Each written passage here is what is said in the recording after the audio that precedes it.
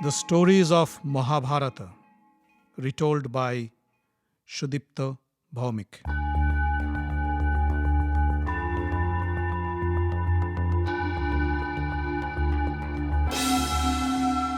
It was the time of the Dwapar Yuga.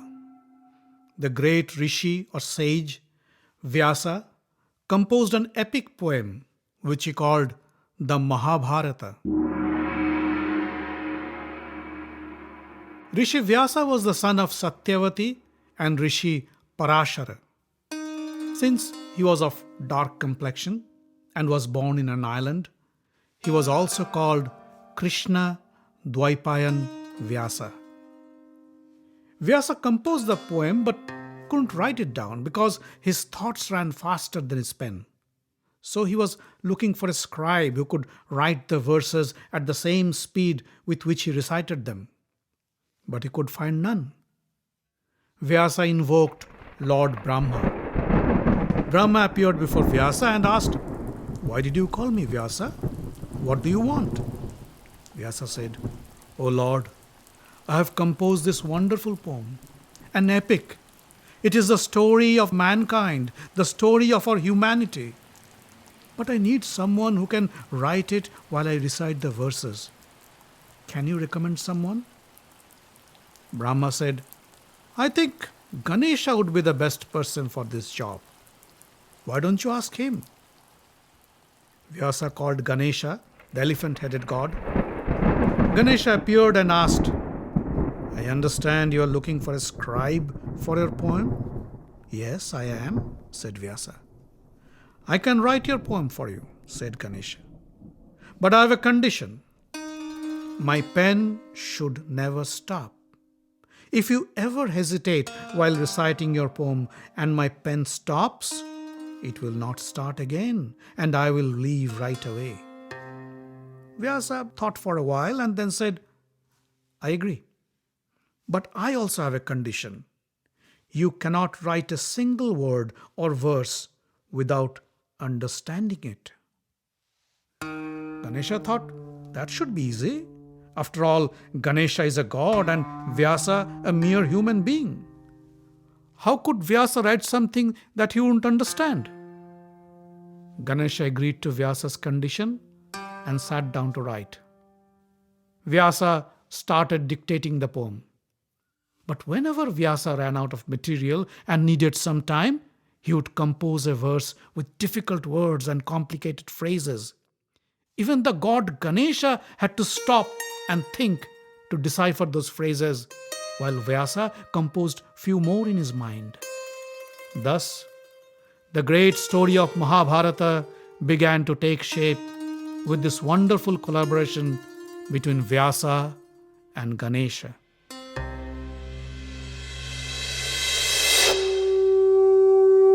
Long, long ago, there lived a king named Shantanu, who ruled over a vast kingdom in the northern India. Hastinapur was the capital of this kingdom. One day, Shantanu was strolling along the river bank, enjoying the cool breeze and listening to the soothing sounds of the flowing water. Suddenly, he saw a beautiful maiden rise from the water and walk towards the river bank. Shantanu was awestruck by her exquisite beauty, and he understood what love at first sight meant. He felt an invisible force pull him towards the lady as he lost all control over himself. He stood in front of the gorgeous lady and asked, "Whoever you are, my lady, I am in love with you, and I cannot live a single moment without you. Please, please marry me and save my life. I, King Shantanu of Hastinapur, beg for your mercy."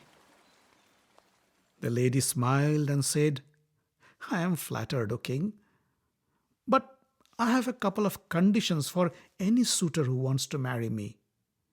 If you can agree to my conditions, I'll marry you. But I must warn you, these conditions are not easy to keep, especially for a husband."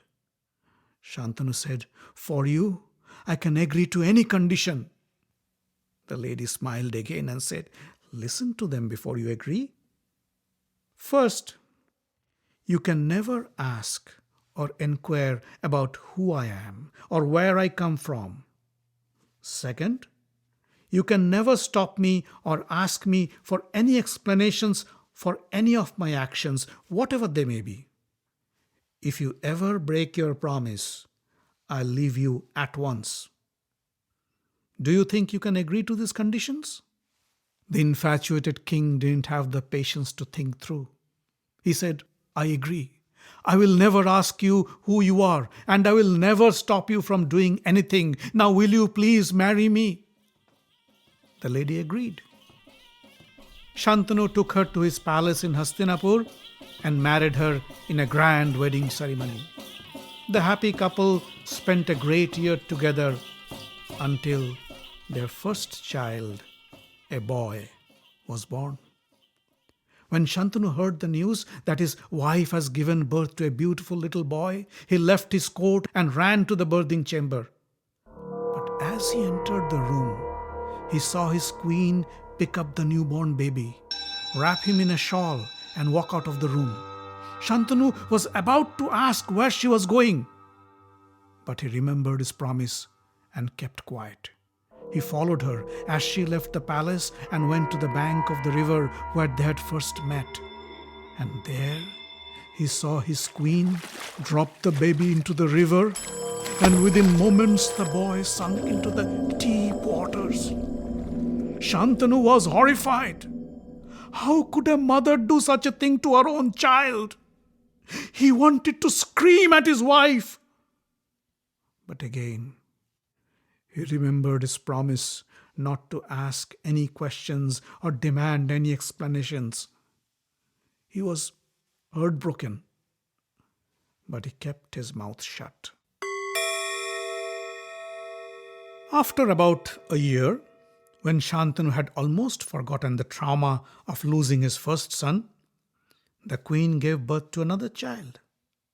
And this time too, the shocked king saw his queen drown the baby in the river right after his birth. Shantanu could neither protest nor demand any explanation for her horrific behavior. One after another, the queen gave birth to 7 sons, and each time she took the baby and drowned him in the river. The king, bound by his promise, stood silent and watched the tragic events.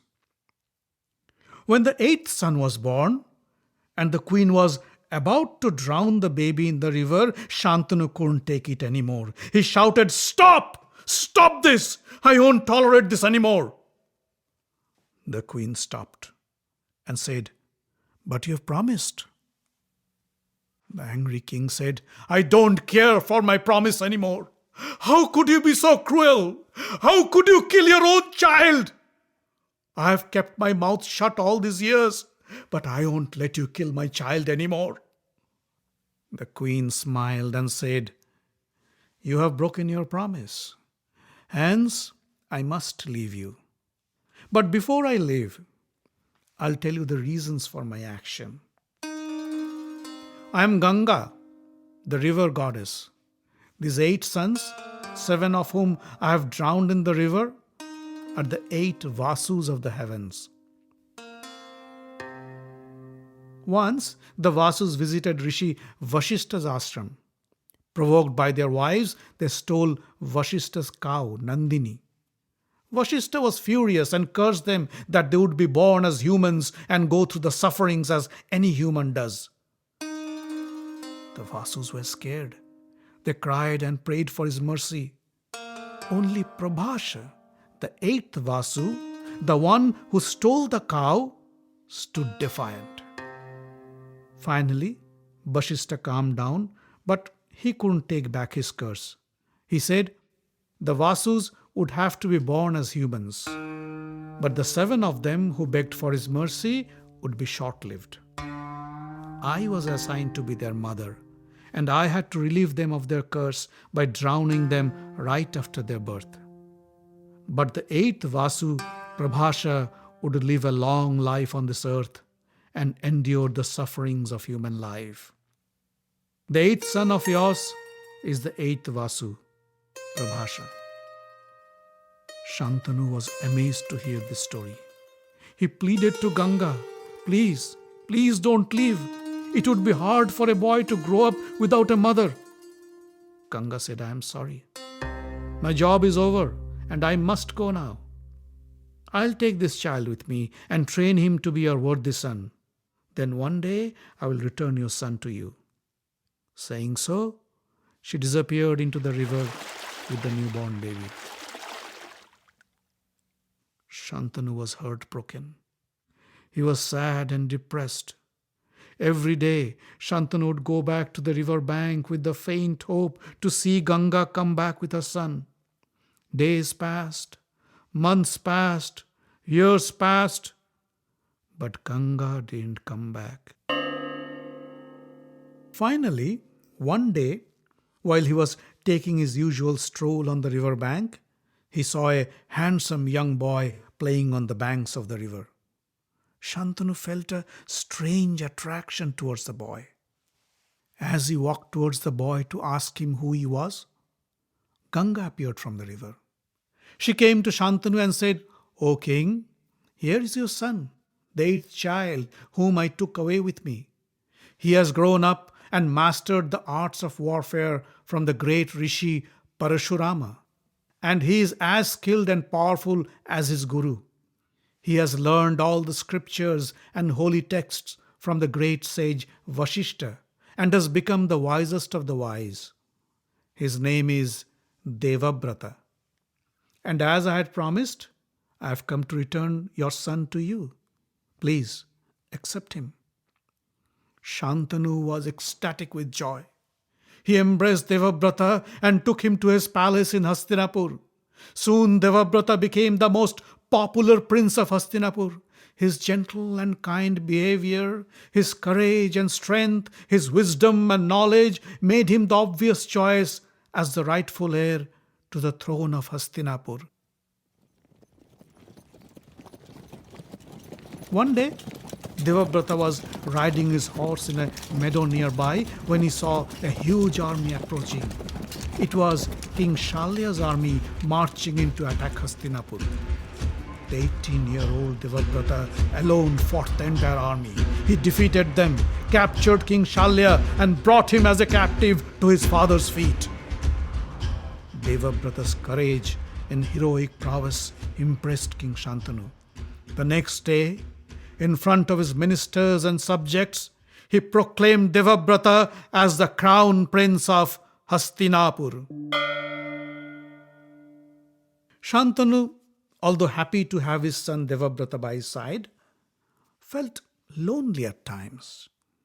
He missed Ganga, and often he would come to the river bank and walk alone, thinking of her. One spring afternoon, while walking along the river bank, Shantanu smelled an intoxicating fragrance. The fragrance mesmerized him and drew him towards the river, where he saw a beautiful woman on a boat. The fragrance was emanating from her body. Once again, the king was struck by the Cupid's arrow. The thoughts of Ganga vanished from his mind, and he felt that this woman was his destiny. Shantanu walked up to the maiden and asked her, "Who are you, my pretty lady?" The woman smiled and said, "I am Satyavati, daughter of Dasharaj, the king of the fishermen tribe." Shantanu picked up her hand as one would pick up a delicate flower and said, "Satyavati, I am King Shantanu of Hastinapur, but your beauty has cast a spell on me and has made me your slave. Now on, I cannot live without you. Will you please marry me and be my queen?" Satyavati smiled and said, "O king, I am honored by your proposal, but you will have to ask my father for my hand. If he agrees, I would have no objection to marry you." Shantanu thought, he was the great king of Hastinapur. How could someone not agree to give his daughter in marriage to a king like him? The confident king went to the fisherman's village and met Satyavati's father, Dasharaj. O king of the fishermen, I am King Shantanu of Hastinapur. I am in love with your beautiful daughter, Satyavati. I would like to marry her and make her my queen. Would you please give me your permission and your blessings? Satyavati's father, Dasharaj, welcomed King Shantanu with folded palms and said, King Shantanu, I am honored to hear your proposal. Satyavati is fortunate that a great king like you is a suitor. But as a father, I have my obligations to my daughter. And that's what's keeping me from accepting your proposal. I hope you'll pardon my insolence. Shantanu was taken aback a little. He said, What's bothering you? Tell me, and I'll try to quell your fears to the best of my ability. Satyavati's father kept quiet for a while, and then, with all humility, he said, O king, we all know that you have proclaimed Prince Devabrata as the crown prince of Hastinapur. No doubt, Prince Devabrata deserves to be the king of Hastinapur. But then, if you marry my daughter, what would happen to her son? The strong and powerful Devabrata would overshadow him, and he would have no role to play in the palace. I cannot let that happen to my grandson. If you can promise that after you, Satyavati's son would be the king, then I'd have no objection to give my daughter's hand in marriage to you. Can you promise me that? Shantanu was shocked to hear this. But this time, he did not lose his head. He said, That's impossible. I can never promise such a thing. Devabrata will be the king of Hastinapur after me. With folded palms, Dasharaj said, Then please, forgive me, O king. I cannot agree to give you my daughter Satyavati. King Shantanu came back to the palace with a heavy heart. Devabrata noticed the change in his father. He had never seen him so depressed. He asked, Father, what's the matter? Why are you so unhappy these days? Please tell me, and I will try my best to resolve the issue. Shantanu looked at his son and said, I am not worried about myself. I am worried about our kingdom. Our enemies keep on attacking us from all directions, and you have been fighting them all. I know you are invincible. No mortal can defeat you in war. But accidents happen. If something ever happens to you, what will happen to this kingdom? Who will protect the people of Hastinapur? What will happen to our Kuru dynasty? Wise men say, having only one son is same as having none. Devabrata sensed that something more must have been bothering his father. He inquired with the ministers and other well-wishers of the king. Finally, the king's charioteer gave Devabrata the real cause of his father's depression. The charioteer told Devabrata about Satyavati and how her father Dasharaj had rejected Shantanu's proposal to marry her. Devabrata mounted his chariot and dashed to Satyavati's father. O King Dasharaj, I hear you have rejected my father's proposal to marry your daughter Satyavati. Tell me, what can I do to make you agree? Dasharaj said, I have already told your father my condition. I am concerned that if your father marries my daughter Satyavati, my grandchildren would be deprived. You are the crown prince of Hastinapur, and after your father, you would be the king, and my grandchildren will have no chance. Devabrata said, Is that all? Then I, Devabrata, son of Ganga, promise that I will never claim the throne of Hastinapur. I will never become the king. Satyavati's son, your grandson, will be the king. Will that satisfy you? But Satyavati's father was still not satisfied. He said, "That's very kind of you, Prince Devabrata. But even if you renounce the throne, what about your children? When they grow up, they would stake their claim to the throne for sure. And this can result in a dangerous feud in the family. I cannot allow this to happen." Devabrata thought for a while. Then he spoke. "O king, I stand before you, before the gods, and I promise that I will never marry and I will stay celibate forever." Hearing this profound vow, the gods showered flowers on Devabrata. They all chanted, "Bhishma, Bhishma." Henceforth, for this Bhisham or profound vow, he was named Bhishma. The fisherman king was pleased with Bhishma's promise and agreed to give Satyavati in marriage to King Shantanu. Bhishma took Satyavati on his chariot and brought her to the palace in front of his father Shantanu. Satyavati's arrival washed away Shantanu's depression. The happy king embraced his son in gratitude. Soon, the marriage ceremony was held and Satyavati became the queen of Hastinapura. But when Shantanu came to know of his son's terrible promise, he was heartbroken. Bhishma consoled him. Father, your happiness is more than anything I can ask for. I can give up my life to see a smile on your face. This vow is nothing in comparison." Shantanu blessed his son and said, "My dear son, I give you this boon that you will have the power to decide your time of death. No one would be able to kill you unless you want to die." This boon, just short of immortality, made Bhishma invincible to anybody except himself.